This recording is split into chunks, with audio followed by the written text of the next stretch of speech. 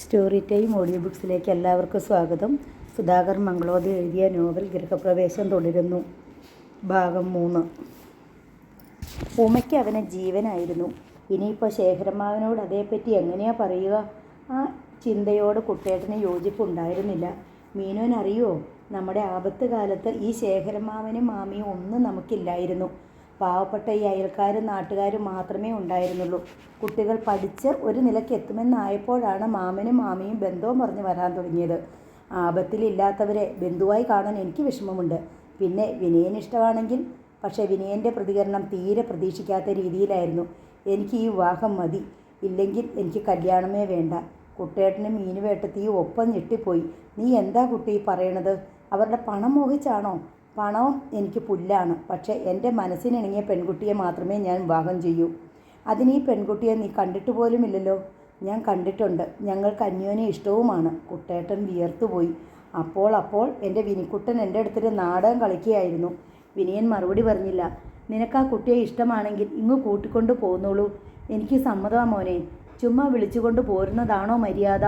അവർ മാന്യമായി വിവാഹം നടത്തിത്തരാൻ തയ്യാറുള്ളപ്പോൾ ശരി, നിനക്കിഷ്ടമാണെങ്കിൽ, നിനക്ക് സമ്മതമാണെങ്കിൽ എനിക്ക് തെല്ലും വിരോധമില്ല.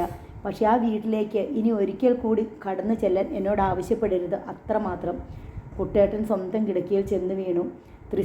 ത്രിസന്ധ്യയ്ക്ക് കിടക്കുന്നത് പാപമാണെന്ന് പറഞ്ഞ് അനിയന്മാരെ ശകാരിച്ചിട്ടുള്ള ഏട്ടൻ പാടത്തേക്ക് ഇറങ്ങിയില്ല. മുറിക്ക് പുറത്ത് കടന്നില്ല. കുടുംബസൗഖ്യത്തിൽ വീണ ആദ്യത്തെ തീപ്പൊരി. സർവം കത്തി നശിക്കുന്നത് പോലൊരു തോന്നൽ. വയ്യ. തെയ്യുണ്ണിമേനോൻ എന്ന മനുഷ്യനുമായി ആത്മാഭിമാനമുള്ളവർക്ക് പൊരുത്തപ്പെട്ടു പോകാനാവില്ല. പൊരുത്തപ്പെടാതെ എങ്ങനെ നാട്ടാചാരപ്രകാരം ഈ വിവാഹം നടത്തും? വിനീന് ഇഷ്ടമാണെങ്കിൽ നടത്തി കൊടുക്കാതിരിക്കാനും വയ്യ. അനിയന്മാർക്ക് വേണ്ടിയാണ് ജീവിച്ചത്. അവരുടെ സന്തോഷത്തിനു വേണ്ടി എന്തും പൊരിക്കാൻ തയ്യാറുമാണ്. നടന്ന സംഭവം മുഴുവൻ കുട്ടേട്ടൻ വീണ്ടും മീനുവേട്ടത്തിക്ക് വിശദീകരിച്ചു. മീനുവേട്ടത്തിക്ക് നന്നേ സങ്കടം തോന്നി. എങ്കിലും അത് പ്രകടിപ്പിച്ചില്ല. നമ്മൾ കൊണ്ടുപോരുന്നത് ആ കുട്ടിയെയാണ്, അല്ലാതെ അവളുടെ അച്ഛനെയോ അമ്മയെയോ അല്ല. കുട്ടി നന്നാണെങ്കിൽ കുട്ടേട്ടനെതിരൊന്നും പറയരുത്. കാഴ്ചയ്ക്ക് കുട്ടി നന്നാണ്. ഇനി നന്നല്ലെങ്കിലും അവന് ഇഷ്ടമാണെങ്കിൽ എനിക്ക് എതിർപ്പില്ല. ആ തീരുമാനത്തിലാണ് കുട്ടേട്ടൻ ഉറങ്ങിയത്. പിറ്റേന്ന് അതിരാവിലെ തന്നെ വിനയൻ പട്ടണത്തിലേക്ക് പുറപ്പെട്ടു. സാധാരണ എവിടെയെങ്കിലും പോകാനുണ്ടെങ്കിൽ കുട്ടേട്ടൻ്റെ അടുത്ത് അനുവാദം ചോദിക്കുകയാണ് പതിവ്. ഇക്കുറി ഞാനൊന്ന് പോയിട്ട് വരാം എന്ന് പ്രഖ്യാപിക്കുകയായിരുന്നു. അനിയൻ്റെ സ്വഭാവത്തിന് മാറ്റം വരുന്നുവോ എന്ന ഭയമായി കുട്ടേട്ടന്.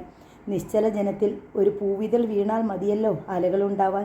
സന്ധ്യ മയങ്ങിയപ്പോഴാണ് അവൻ മടങ്ങിയെത്തിയത്, ആകെ മൂടിക്കെട്ടിയ മുഖവുമായി. മീനുവേട്ടത്തി പലവട്ടം തിരിക്കിയപ്പോഴാണ് കാരണം പറഞ്ഞത്. ഞാൻ രേവയോട് ഫോണിൽ സംസാരിച്ചു. അവളുടെ അച്ഛൻ ആകെ ക്ഷോഭിച്ചിരിക്കുകയാണത്രേ. അച്ഛൻ്റെ കാല് പിടിച്ചാണ് അവൾ ഒരുവിധം ഈ വിവാഹത്തിന് സമ്മതിപ്പിച്ചത്. ഇപ്പോൾ അദ്ദേഹം വീണ്ടും തെറ്റി.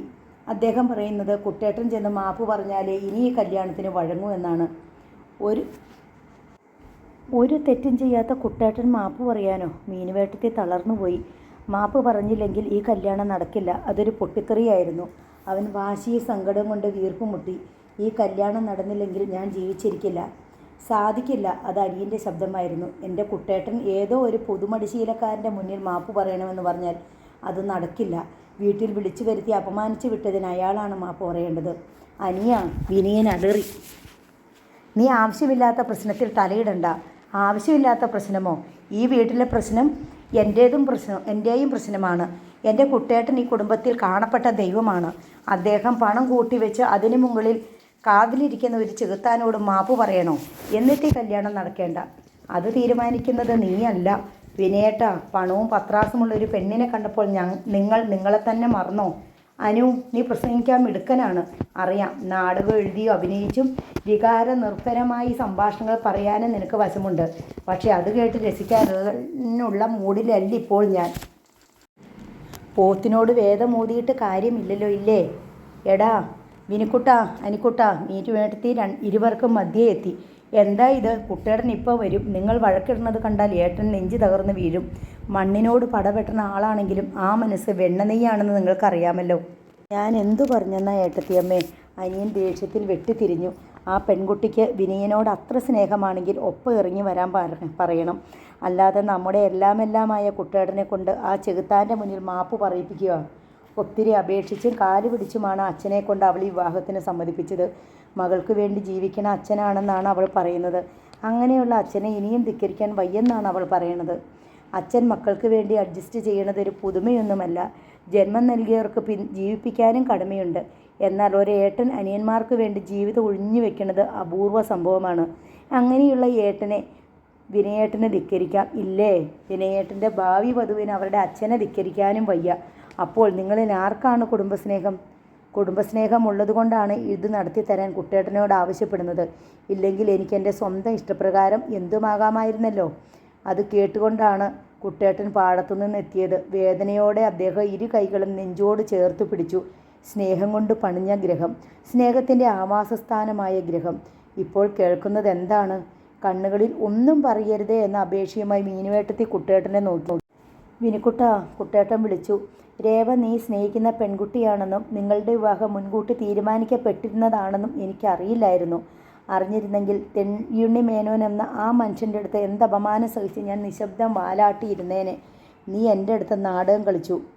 നാം രണ്ടും അപകടത്തിലായി. അഭിമാനത്തിന് ക്ഷണമുണ്ടാക്കുന്ന വാക്കുകൾ കേട്ടപ്പോൾ ഞാൻ ക്ഷോഭിച്ചുപോയി. മോനെ, നിന്റെ കൂടി അഭിമാനം സംരക്ഷിക്കാനാണ് ഏട്ടൻ.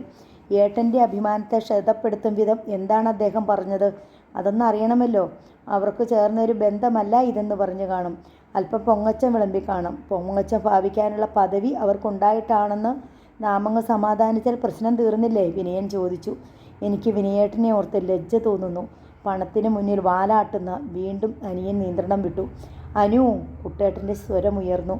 ആ താക്കീതിൽ വിനയൻ നിശബ്ദനായി. കുട്ടേട്ടൻ വിനയൻ്റെ അരികിലെത്തി അവൻ്റെ ചുമലിൽ തൊട്ടു. അപ്പോൾ തെയ്യുണ്ണി മേനോൻ്റെ വീട്ടിൽ വെച്ച് ഞാൻ പറഞ്ഞതെല്ലാം അധികപ്പറ്റായി എന്നാണോ വിനുക്കുട്ടൻ്റെ വിചാരം? ഏട്ടൻ പറഞ്ഞതെല്ലാം രേവ എന്നെ അറിയിച്ചു. നീ എവിടെ പോയി? ഇല്ല, ഫോണിൽ സംസാരിച്ചതാണ്. എന്നിട്ട് അത് കേട്ടപ്പോൾ നിനക്ക് എന്ത് തോന്നി? രേവയുടെ അച്ഛൻ അവളോട് കാണിച്ച ദയ എൻ്റെ കുട്ടേട്ടൻ എന്നോട് കാണിച്ചിരുന്നെങ്കിൽ സംഗതികൾ ഇങ്ങനെ തലതിരിയില്ലായിരുന്നുവെന്ന്. ഏട്ടൻ അല്പം ക്ഷമ കാണിച്ചിരുന്നെങ്കിൽ. ഞാൻ പറഞ്ഞല്ലോ, നീയും ആ കുട്ടിയുമായുള്ള ഉടമ്പടി എന്നോട് ഒളിച്ചു. നിനക്ക് തുറന്നു പറയാമായിരുന്നു. ഒളിച്ചത് മനഃപൂർവ്വമല്ല. എല്ലാം തീരുമാനിച്ച ശേഷമാണ് കുട്ടേട്ടനെ അറിയിച്ചതെന്ന് പരിഭവിക്കാതിരിക്കാൻ വേണ്ടി. ഇങ്ങനെയൊന്നും വരുമെന്ന് ഞാൻ ഓർത്തില്ല. കുട്ടേട്ടൻ്റെ ചുണ്ടിലൊരു മന്ദസ്മേരം പൊടിഞ്ഞു. ഇപ്പോൾ കുട്ടേട്ടനെല്ലാം വ്യക്തമായല്ലോ. എനിക്കൊന്നേ പറയാനുള്ളൂ. എനിക്കിനി രേവയെ മറക്കാനാവില്ല. അപ്പോൾ ഞാൻ തെയ്യുണ്ണി മേനോൻ്റെ കാല് പിടിച്ച് മാപ്പ് പറയണം എന്ന് ഞാൻ പറയില്ല. ഈ വിവാഹം നടന്നില്ലെങ്കിൽ ഞാൻ പിന്നെ ഈ വീട്ടിലോ നാട്ടിലോ ഉണ്ടാവില്ല. ഒരു പക്ഷേ ഈ ഭൂമിയിൽ പോലും. പെട്ടെന്നവൻ തിരിഞ്ഞ് സ്വന്തം മുറിയിലേക്ക് പോയി. കണ്ടില്ലേ എന്തൊരാ സ്വാർത്ഥത, അനിയൻ ആക്ഷേപിച്ചു. ഒറ്റയ്ക്കൊറ്റയ്ക്ക് ചിന്തിക്കുമ്പോൾ എല്ലാവരും ചിലപ്പോൾ സ്വാർത്ഥരാവേണ്ടി വരും. അതൊരു കുറ്റമല്ല അനിയ. കുട്ടേട്ടൻ മന്ത്രിച്ചു. ഇല്ല, ഈ സ്വാർത്ഥത അംഗീകരിച്ചു കൊടുക്കാൻ പറ്റില്ല. അനിയൻ ചീറി. എൻ്റെ കുട്ടേട്ടൻ ആ പണച്ചാക്കിൻ്റെ കാല് പിടിക്കാൻ ഞാൻ അനുവദിക്കില്ല. അങ്ങനെ ഉണ്ടായാൽ ഞാൻ പിന്നെ ഈ വീട്ടിൽ നിൽക്കില്ല, നാട്ടിലും നിൽക്കില്ല, ഒരു പക്ഷേ ഈ ഭൂമിയിലും ഉണ്ടാവില്ല അല്ലേ? കുട്ടേട്ടൻ പരിഹസിച്ചു. ചുണ്ടിൽ വിഷാദസ്മേരം. ക്രമേണ ആ കണ്ണുകൾ നിറഞ്ഞു. ഉടൻ അനിയന് മുറിവിട്ടുപോയി. കുട്ടേട്ടൻ ദീനമായി മീനുവേട്ടത്തിയെ നോക്കി. മീനുവേട്ടത്തി ഒരു തേങ്ങലോടെ കുട്ടേട്ടൻ്റെ ശരീരത്തോട് പറ്റി നിന്നു. ഏത് കഷ്ടപ്പാടിലും എത്ര പട്ടിണിയിലും നമ്മുടെ വീട്ടിൽ സ്നേഹത്തിന് മാത്രം ദാരിദ്ര്യമുണ്ടായിരുന്നില്ല. കുട്ടേട്ടൻ മീനുവേട്ടത്തിയുടെ മുടിയിലൂടെ വിരലൊടിച്ചു. ഒരു പക്ഷേ ചിരിയുടെയും സന്തോഷത്തിൻ്റെയും മാത്രമായ ഒരു അധ്യായം അവസാനിക്കുകയാവും. എന്നാലും നാം നിയന്ത്രണം വിട്ടുകൂടാ മീനു. കുട്ടേട്ടൻ്റെ പതിഞ്ഞ ശബ്ദം. ആ നെഞ്ചിലെ സങ്കടം അതേപടി മീനുവേട്ടത്തി അറിഞ്ഞു. നമുക്കൊരു പക്ഷേ ഒടുവിൽ നമ്മൾ മാത്രമേ കാണൂ. എന്നാലും പുഞ്ചിരിയോടെ ജീവിതത്തെ നേരിടണം. മനസ്സിലെ സ്നേഹത്തിൻ്റെ നാളം അണയാതെ ജാഗ്രതയായി സൂക്ഷിക്കണം. അതോടെ മീനുവേട്ടത്തി പൊട്ടിക്കരഞ്ഞുപോയി. സ്നേഹത്തിന് വേണ്ടി സർവം നഷ്ടപ്പെടുത്തിയാലും എനിക്ക് നഷ്ടബോധമുണ്ടാവില്ല കുട്ടേട്ടാ. എനിക്കും മീനും. എന്നിട്ടും ആ രാത്രി രണ്ടാൾക്കും ഉറങ്ങാൻ കഴിഞ്ഞില്ല. ചുടുനിശ്വാസങ്ങൾക്കിടക്കയിൽ ഉതിർന്നു വീണു. എപ്പോഴോ മീനുവേട്ടത്തി തിരക്കി. എന്തേ തീരുമാനിച്ചത്? തീരുമാനിച്ചു, കുട്ടേട്ടൻ നിശ്വസിച്ചു. എന്ത്? തെയ്യുണ്ണി മേനോൻ്റെ അടുത്ത് ക്ഷമ പറയാനോ? അഹങ്കാരത്തിനും ദുഷ്ടതയ്ക്കും മുന്നിൽ തോറ്റുകൊടുത്തിട്ടില്ലാത്ത ആളാണ് കുട്ടേട്ടൻ. ഈ ദേശക്കാരുടെ കണ്ണിലുണ്ണിയാണ്. ആളുകൾ അറിഞ്ഞാൽ ഇതൊരു തോൽവിയായി ഞാൻ കണക്കാക്കുന്നില്ല മീനു. നിനക്കറിയാമല്ലോ, സ്നേഹവും ഞാനെന്ന ഭാവവും ഒന്നിച്ചൊരിടത്തും നിലനിൽക്കില്ല. ഞാനെന്ന ഭാവം വളയുകയുമില്ല. സ്നേഹമേ വളയൂ. ഞാൻ എന്നെ അങ്ങ് മറക്കുകയാണ്. മീനുവേട്ടത്തിയുടെ നെഞ്ചിൽ, തൊണ്ടയിൽ, കണ്ണിൽ സങ്കടം നിറഞ്ഞു. കുട്ടേട്ടൻ്റെ നെഞ്ചിൽ മുഖമണച്ച് അവർ തേങ്ങി. അതിരാവിലെ 5 മണിക്ക് അമ്പലപ്പടിക്കൽ നിന്ന് പുറപ്പെടുന്ന ബസ്സിൽ കുട്ടേട്ടൻ യാത്രയായി. തെയ്യുണ്ണി മേനോൻ ഉറക്കം എഴുന്നേറ്റെത്തുന്നതുവരെ ഹാളിലെ ഇരിപ്പിടത്തിൽ ക്ഷമയോടെ കാത്തിരുന്നു. കോണിയിറങ്ങി വന്ന മേനോനെ വിശ്വസിക്കാനായില്ല. സിംഹക്കുട്ടി വെറും കൊടിച്ചിപ്പട്ടിയായി വാലാട്ടി മുന്നിലെത്തിയിരിക്കുന്നു. സന്തോഷം കൊണ്ട് ഉള്ളു നിറഞ്ഞുപോയി. 2 ദിവസമായി മോൾ ഭക്ഷണമോ വെള്ളമോ തൊടാതെ ഒരേ കിടപ്പാണ്. വിനയനെയല്ലാതെ അവൾക്ക് ആരെയും വേണ്ട. അവനുമായുള്ള വിവാഹത്തിന് സമ്മതിച്ചില്ലെങ്കിൽ പട്ടിണി കിടന്നവൾ മരിക്കും. ചെല്ലക്കുട്ടിയായതുകൊണ്ട് ഏത് ചിത്താന്തവും സാധിപ്പിച്ചു കൊടുത്താണ് വളർത്തിയത്. എന്നാൽ സ്വന്തം അഹന്തയുടെ പത്തിയിൽ ചവിട്ടേറ്റാൽ എങ്ങനെ സഹിക്കാൻ കഴിയും? നിങ്ങളുടെ മോളെ നിർബന്ധിച്ചിട്ടുള്ളൂ, എൻ്റെ അനിയൻ നിർബന്ധിച്ചിട്ടില്ല, ഞങ്ങൾക്കിങ്ങനെ നിർബന്ധവുമില്ല എന്ന് അധിക്ഷേപിച്ച് കടന്നുപോയ ഒരുവൻ്റെ മുന്നിൽ വീണ്ടും തെയ്യണ്ണുമേനോൻ ചെല്ലുക. എൻ്റെ മകളെ നിങ്ങളുടെ അനിയനെക്കൊണ്ട് വിവാഹം കഴിപ്പിക്കണമെന്ന് അപേക്ഷിക്കുക. തൻ്റെ മോൾ മരിക്കുന്നത് അത്രയും വേദനാജനകമായിരിക്കില്ല. ഇനി അവൾ മരിക്കേണ്ടി വരില്ല. തങ്ങളുടെ പക്ഷം തന്നെ ജയിച്ചിരിക്കുന്നു. ഇന്നലെ മോൾ വിനയനുമായി ഫോണിൽ സംസാരിച്ചത് തൻ്റെ സാന്നിധ്യത്തിലായിരുന്നു. അവളുടെ വാക്കുകൾ അവനെ കീഴടക്കിയിരിക്കും. മാത്രവുമല്ല, നാട്ടിൻപുറത്തെ ഒരു പീറ കർഷക കുടുംബത്തിൽ ദാരിദ്ര്യത്തിൽ വളർന്ന ചെറുപ്പക്കാരന് തെയ്യണ്ണിമേനോൻ്റെ സമ്പന്നമായ ബന്ധുത കൈവിടാൻ മനസ്സനുവദിച്ചും കാണില്ല. അനിയൻ ഏട്ടനെ പറഞ്ഞ് സമ്മതിച്ചിരിക്കുന്നു. വെറും ഒരു മണ്ണിരയായ ഇയാൾക്ക് അനിയനെ ധിക്കരിക്കാൻ കഴിഞ്ഞില്ല.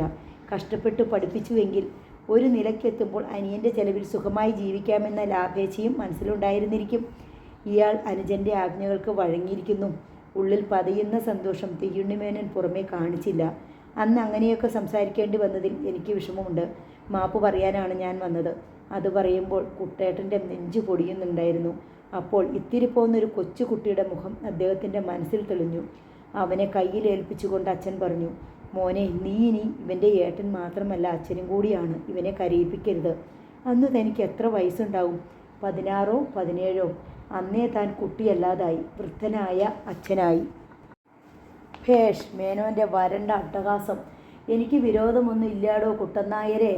പക്ഷേ ഉണ്ടല്ലോ, എൻ്റെ കുട്ടി ദുഃഖിക്കാനിടയാവരുത്. അതെനിക്ക് നിർബന്ധ. അവളുടെ സന്തോഷം മാത്രം നോക്കിയാണ് ഞാൻ ഇങ്ങനെയൊരു സാഹസത്തിന് മുതിരുന്നത്. നിങ്ങളുമായുള്ള ബന്ധം എനിക്കൊട്ടും ഇഷ്ടമായിട്ടില്ലെന്ന് ഇപ്പോഴും പറഞ്ഞോട്ടെ. എനിക്കും ഇഷ്ടമായിട്ടല്ല. എൻ്റെ വിനുക്കുട്ടനെ എനിക്ക് നഷ്ടപ്പെടാതിരിക്കാൻ വേണ്ടി പറയാൻ മോഹമുണ്ടായിട്ടും കുട്ടേട്ടൻ അടക്കി. അത് വീണ്ടും ഒരു വക്കാണത്തിലും വഴക്കിലും കൊണ്ടെത്തിച്ചാലോ? വിനയൻ്റെ ജോലിക്കാര്യത്തിൽ ഞാൻ ശ്രമിക്കുന്നുണ്ട്. റാങ്ക് ഉള്ളതുകൊണ്ട് സംഗതി എളുപ്പം സാധിക്കും. ജോലി കിട്ടിയിട്ട് മതി കല്യാണം. അയാളുടെ താല്പര്യവും അതാ.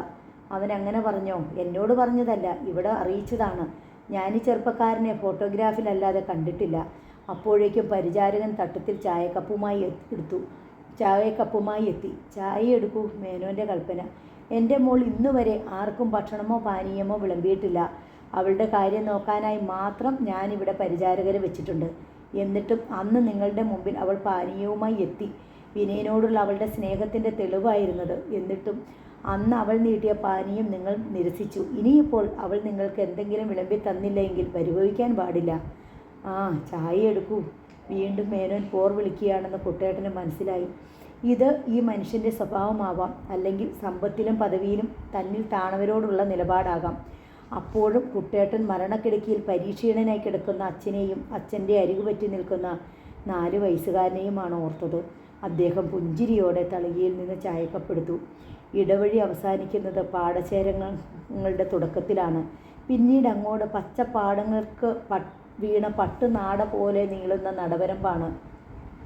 നടവരമ്പത്തിൻ്റെ തുടക്കം വരെ ഒരു വിധം കാർ കടന്നു വന്നു. ഇനി വണ്ടി ഒന്ന് തിരിക്കണമെങ്കിൽ പോലും കുറേ ദൂരം പിന്നോട്ടെടുക്കണം. ഇവിടെ ഇറങ്ങണം, ഗോവിന്ദൻ നായർ ഭവ്യമായി അറിയിച്ചു. പിന്നീട് എങ്ങോട്ടാ? ഭാഗി എന്ന് വിളിക്കപ്പെടുന്ന ഭാഗീരഥിയമ്മ തെല്ല് ഭീതിയോടെ അയാളെ നോക്കി. നടവരമ്പാണ്, പാടത്തിൻ്റെ കരയ്ക്കാണ് വീട്. അപ്പോൾ വീട് വരെ വണ്ടി ചെല്ലില്ലേ? ഇല്ല. ഈശ്വര, എനിക്ക് വയ്യ. ഇതറിഞ്ഞിരുന്നു വെച്ചാൽ ഞാൻ വരില്ലായിരുന്നു, ഭാഗിയമ്മ കരയും പോലെ പറഞ്ഞു. അപ്പോൾ മാത്രമാണ് തെയ്യണ്ണിമേനോൻ ശബ്ദിച്ചത്. പെൺകുട്ടികളെ അനുസരണയ്ക്ക് വളർത്തണം. അപ്പോൾ ഇത് മനസ്സിലായിട്ടുണ്ടാവുമല്ലോ. എൻ്റെ കുട്ടികളെ എല്ലാം ഞാൻ അനുസരണയിൽ തന്നെ വളർത്തിയിട്ടുള്ളത്. ഇത് നിങ്ങളുടെ ചക്കര മോളായിട്ട്. അപ്പോൾ രേവ തൻ്റെ മോളല്ല, എൻ്റെ മാത്രം മോളാണ് ഇല്ലേ? മേനോൻ ചിരിച്ചുപോയി. പുഴുവീണ പഴമൊന്നും നമ്മുടെ തോട്ടത്തിലേതല്ലല്ലോ. ഭാഗീരഥിയമ്മ മുഖം വെട്ടിത്തിരിച്ചതല്ലാതെ മറുപടി ഒന്നും പറഞ്ഞില്ല. ഏതായാലും കാറിൽ നിന്ന് ഇറങ്ങുക. അയാൾ വണ്ടി പിന്നോട്ടെടുത്ത് തിരിച്ചു കൊണ്ടു വന്നിടട്ടെ, മേനോൻ കൽപ്പിച്ചു. വീതിയുള്ള കസവ് കരയുള്ള കാഞ്ചീപുരം പട്ടൊതുക്കി പിടിച്ച ഭാഗിയമ്മ കാറിൻ്റെ വാതിൽ തുറന്ന് പുറത്തിറങ്ങി. ഗ്രാമത്തിലെ കുളിർന്ന കാറ്റേറ്റപ്പോൾ അവർ അസഹ്യഭാവത്തിൽ ചുളുങ്ങി.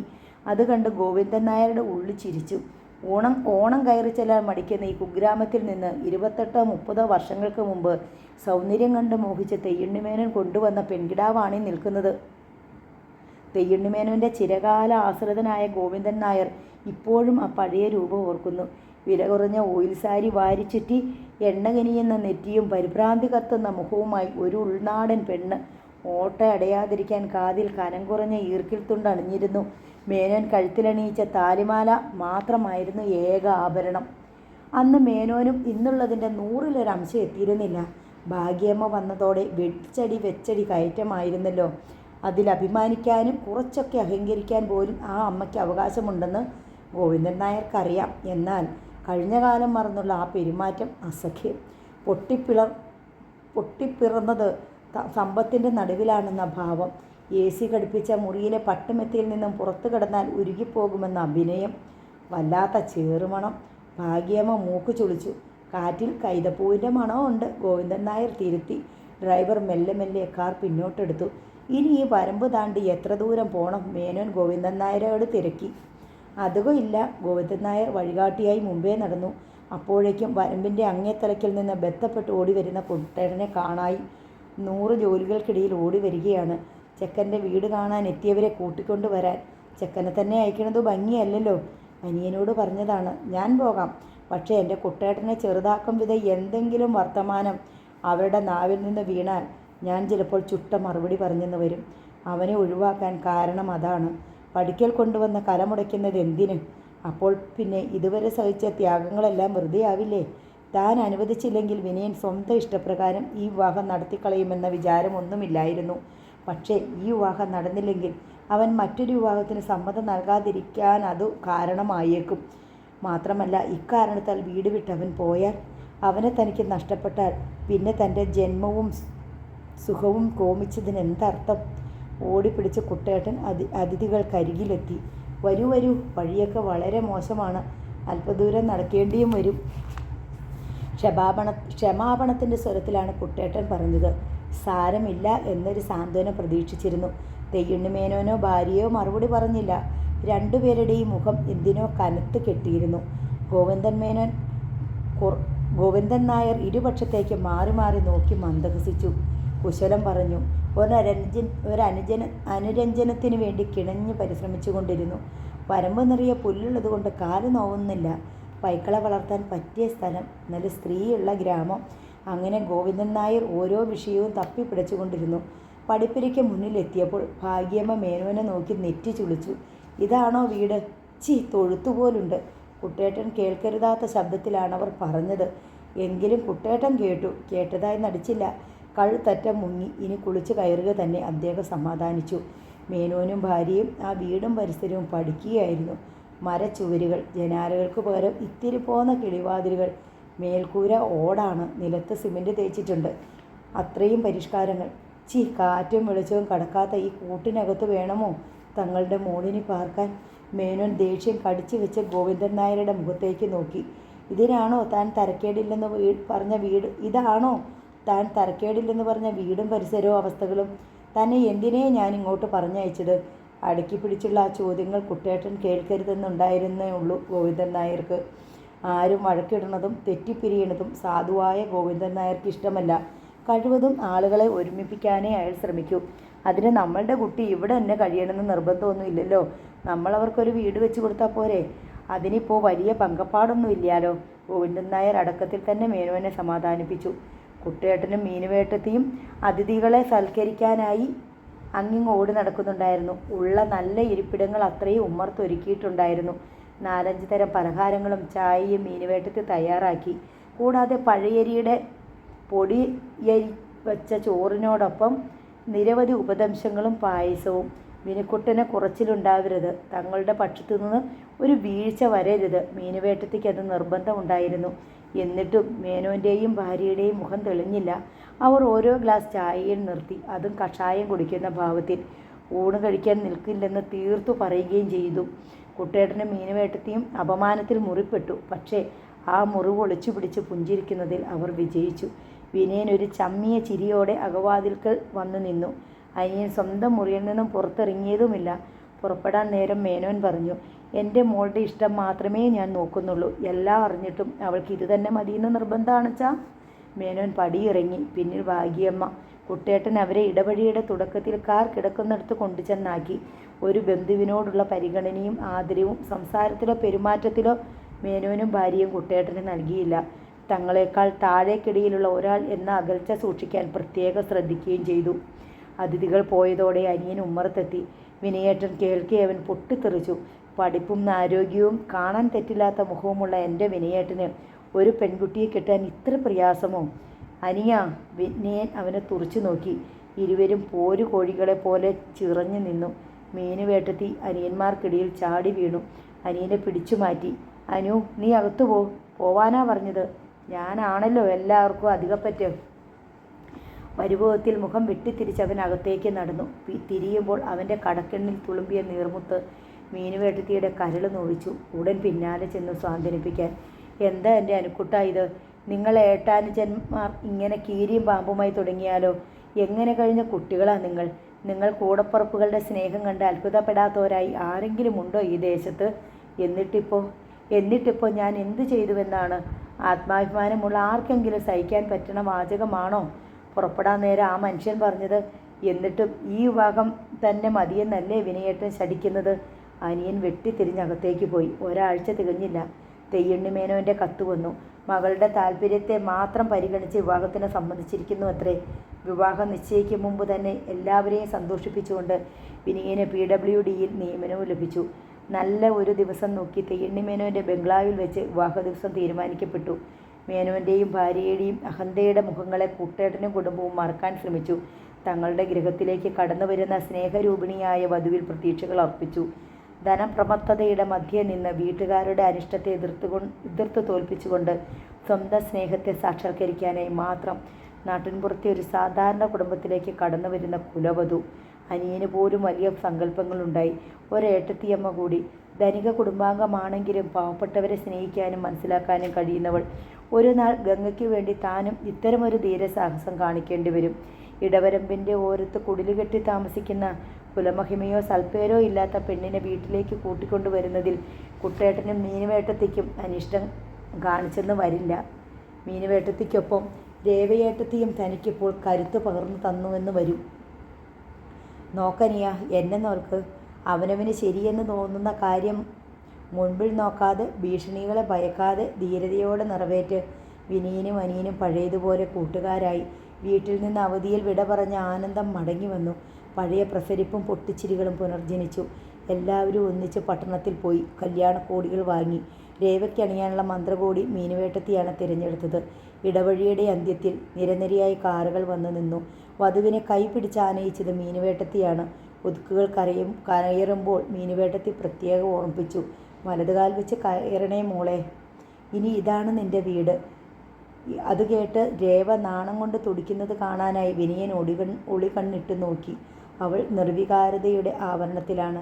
കുടിവെക്കാനായി അറയിലേക്ക് കടക്കും മുമ്പ് വിനയൻ രേവയുടെ കാതിൽ മന്ത്രിച്ചു. നോക്കൂ, അകത്തേക്ക് കടക്കും മുമ്പ് ഏട്ടൻ്റെയും ഏട്ടത്തിയുടെയും കാല് തൊട്ട് വന്ദിക്കണട്ടോ. എന്തിന്? പൊടുന്നനെയാണ് രേവയുടെ ഭംഗിയുള്ള മുഖം കറുത്തത്. എനിക്കതൊന്നും ഇഷ്ടമല്ല. കുടിവെപ്പ് എന്ന ചടങ്ങ് കഴിഞ്ഞ ഉടൻ രേവ വിനയൻ്റെ ഒപ്പം മുറിയിൽ കടന്ന് ഒളിച്ചതാണ്. പെണ്ണെ, നിന്നെ ശരിക്കെന്ന് ഞാൻ കാണട്ടടി എന്ന് പറഞ്ഞു വന്ന് കെട്ടിപ്പിടിച്ച ഒരു നാടൻ മുത്തശ്ശിയാണ് അവളെ ക്ഷോഭിച്ചത്. വൃത്തയുടെ വർത്തമാനവും അധികാരഭാവവും അവൾക്കൊട്ടും പിടിച്ചില്ല. ജലവീണ ആ ശരീരം വമ്പിക്കുന്ന മരണഗന്ധം അവളെ പേടിപ്പെടുത്തി. പുതിയ പെണ്ണിനെ കാണാനെത്തിയ അയൽക്കാരി സ്ത്രീകൾ പുറത്ത് കാത്തു നിന്ന് മുഷിഞ്ഞു. രേവ വിനയൻ്റെ കിടക്കിയിൽ കമിഴ്ന്ന് കെട്ടി കിടക്കുകയായിരുന്നു.